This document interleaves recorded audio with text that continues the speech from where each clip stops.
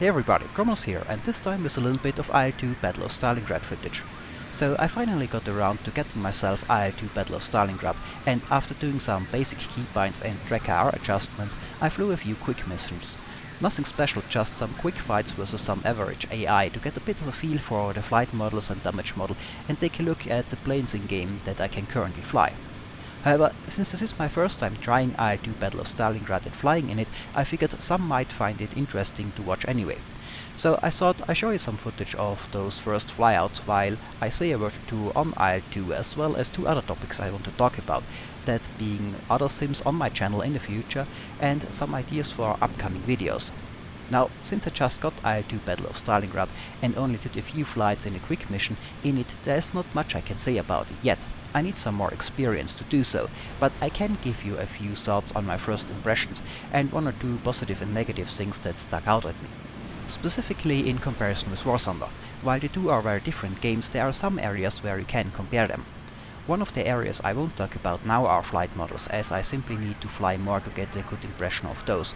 And this is one of the areas where I think IL-2 Battle of Stalingrad and War Thunder are not directly comparable, as they are having two very different approaches, with one focusing on fewer planes in a pure simulator and the other lots of planes and arcade mode to worry about as well. Still, I might do some comparisons in the future between planes featured in both games, but not just yet. Now, one of the things where I can compare the two is your view from the cockpit, as both Battle of Stalingrad and War Thunder in simulator mode are played from the cockpit, of course. And this is certainly one of War Thunder's weaker sides, so I noticed a big difference between the two in this area.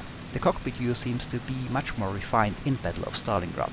For example, Battle of Stalingrad has a proper collision model in place, as one would expect, so when your canopy is closed, you can only move your head to the glass, while in War Thunder it can happen that you clip through. Also, when you open the canopy in Battle of Stalingrad, you can lean outside the cockpit, which greatly improves your visibility, so opening your canopy on a Yak or Lux 3 actually makes sense in combat when you want extra visibility, especially to the rear. I hope this will get improved in War Thunder as well. After all, Gaijin is adding more and more planes that can open their canopy in War Thunder as well, yet there is little point to it if it doesn't influence your visibility, and you can't lean any further outside with the canopy open in War Thunder. More importantly though, you just seem to have more freedom of movement in the cockpit in Battle of Stalingrad. That is very noticeable when you, for example, fly the B-409 G2. The plane has a large armor plate behind the pilot, and in War Thunder that thing is almost impossible to look around unless you clip through the window. In Battle of Stalingrad it's easier to look around it, but also you can lean forward and just get further away from it when looking back, also reducing the impact the plate has on your visibility. Now this here is the B-409 F4, but I got some G2 footage later as well. You can tell them apart by the thicker canopy frame of the G2, and I think you can see that here you can just get further away from the armor plate by leaning forward than you can in War Thunder, and that makes looking around or above it easier. Now, I still don't like this armor plate, and I will remove as much of it as I can after unlocking those options, but still, the impact this thing has on visibility is just smaller in this game. Another plane where you can see a big difference when it comes to your pilot's view and head position is the Jo-87 D3 Stuka, also a plane that is featured in both games. Now, on the Stuka there is a simple dive angle indicator on the right side of the pilot, on the side window. Simply a few lines on the window which you can line up with the horizon and read your dive angle. Useful to know in a dive bombing attack, as it influences where your bombs will land, and doing a true 90-degree dive straight down on a target is almost impossible to do without some sort of aid. Now, in IL-2 Battle of Stalingrad as well as older IL-2 games I played a long time ago, you can use this dive angle indicator without problem. It is to your right and you just have to lean down and forward a bit to look through the window and use it. However, have you ever tried to use this dive angle indicator in War Thunder? Well, I have, and while it is also there, you can't use it, because your head is too far in the rear and you just can't lean forward enough to use it, neither with track AR or keybinds. Funnily, when you look forward it doesn't look like you're too far back. Makes me wonder if there are some differences in cockpit size in comparison to the camera as well. Anyway, this is a difference that, playing both games back to back, I found to be quite noticeable. I hope War Thunder does some things to improve on that front a bit in the future, specifically when it comes to leaning forward when looking back. That's something Battle of Stalingrad at the moment certainly does better. Now, on the negative side, I found that the performance of Battle of Stalingrad is a bit lacking. In comparison with War Thunder, I am getting twice the frames in Ground Forces maps and over 3 times the frames, for example, on the Ruhr EC map than I get in Battle of Stalingrad. And even when the frame rates in Battle of Stalingrad are, say, 60, it still feels often not 100% smooth. One thing that certainly causes some problems is the rather heavy motion blur when moving the head fast, as this costs a lot of performance. This sometimes even makes my game freeze when I look around fast.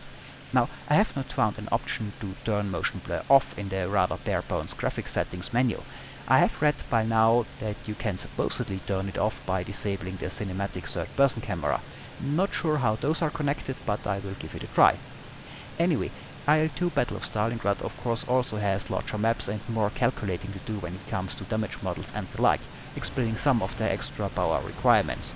Now again, I have not played enough to say much about the damage model overall yet, but you certainly get more feedback for hitting planes. Visually for once, with nice puffs of smoke from the cannons and parts falling off.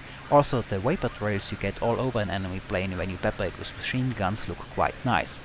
You can also hear your rounds impact the enemy plane when you are closer, though I doubt that this is intentional and might be a bug. But taking an enemy plane apart with your weapons certainly looks very nice, and you get the feeling your weapons actually do something, even when the plane you fire at is not going down right away. In general, you get a bit more feedback when flying, for example from buffeting or wind sounds. Now, other than those few first impressions, I don't want to say much yet, as I've only played a few quick missions yet, and I want some more experience before I do. Though I will certainly play some more and hopefully do a few more videos about Battle of Stalingrad, and then hopefully from the multiplayer mode. Battle of Stalingrad is also adding tanks. There is currently a T-34-76 and a Panzer III. The tanks in Battle of Stalingrad are pretty early though, and I have not gotten around to testing them yet, as you can only do so on a few multiplayer servers. But I of course intend to take a look at them and make a video of some fights in them when I get some good footage of them as well.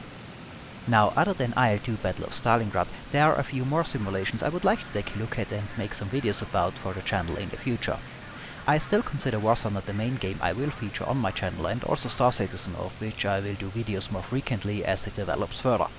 As for War Thunder, as I have said in my recent War Thunder videos, I am quite happy with the historic enduring confrontation tests we had. They were, while still work in progress, very much what I was hoping we would get for War Thunder simulator battles since a long time, and I thought the 3 historic enduring confrontation plus Q model worked quite well.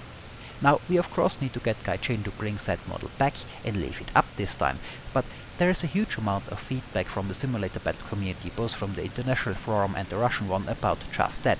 As a matter of fact, so much feedback that I am at least somewhat confident that it is enough to override Gaijin's natural instinct to shoot themselves in the foot.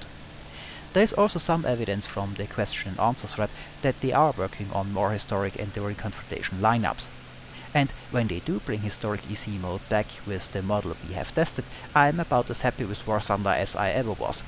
That would be an immense step forward for the game, and I have quite a few videos I want to do in historic enduring confrontation mode. Even so, I also want to broaden my horizon a bit and get some more variety on the channel, so I also want to take a look at a few other simulations. IL-2 Battle of Stalingrad being one of them, of course. DCS is also something I want to take a look at again, though I'm not sure what module yet. I'm leaning towards the MiG-21. This plane interests me very much, and it is from an era you don't see that often in combat simulations. It is usually World War I and World War II or modern planes. Some other planes I'm very interested in are the F-5E Tiger II and the F-14 Tomcat, but they are not out yet. A helicopter would also be interesting. The upcoming BoS 105, for example, looks really nice, but I'm open for suggestions here. Though I have to look into what multiplayer options and the like are available for DCS these days, and how to best do content for it, since even as the older MiG-21 there is some BVR combat and of course lots of system management involved, which I think needs to be presented properly to make it interesting for viewers that don't play DCS themselves. Since you obviously can't expect everyone to properly interpret the data from radar, RWR and the like.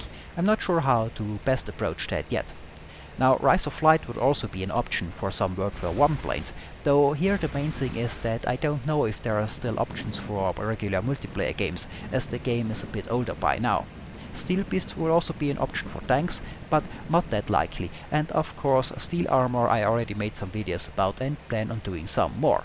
Now, I don't know how soon I will be doing videos of those simulations, as I think I want to gain some experience with them first. Well, one more thing I want to quickly talk about. Another thing I might do a bit more in the future are some more shorter vids that I like to call quick videos. Now, I usually do about one video a week, sometimes less, sometimes more, and I don't always have time to do more proper videos. The time I can allocate to making videos is limited, and making my typical videos often takes a bit more time than some might think. I would say I am usually a bit picky when it comes to what material I use for videos.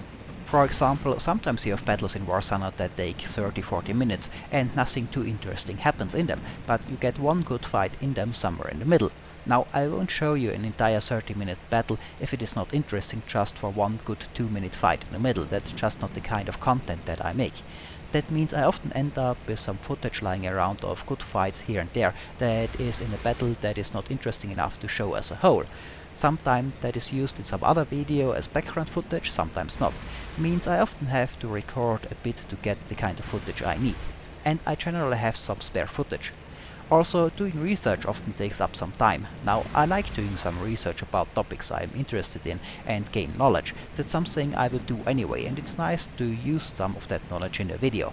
Doing the research though still takes up some time, so doing proper videos takes some time. However, I figured I could occasionally do some shorter quick videos in between the proper one. The idea is somewhat inspired by Bismarck's Germanic norm content. Now, such a quick video would not have an influence on the quote-unquote normal videos. It would just use footage I recorded anyway but don't need for anything else, and could be all kinds of stuff. Could be short, but doesn't have to be. For example, this video here is the first example for such a quick video. As I've said, I thought a few first flights in IL-2 Battle of Stalingrad might be interesting for some to watch, but it is just shooting down some average AI planes, not the kind of footage I would usually consider using. A similar thing I could do for TCS. I don't want to make a proper video about such a game till I have some experience, but I could still show some early first flights in a video like this between proper videos if there's interest. Now, this would be one example. Another one would be a compilation of short but interesting fights that don't fit in any other video, or maybe a quick explanation of some kind of maneuver which is not extensive enough to warrant a full proper video, like a good defensive move forcing an overshoot in a plane I don't plan on making a video about. Here I could do a quick video just explaining this move itself in a minute or two between proper videos.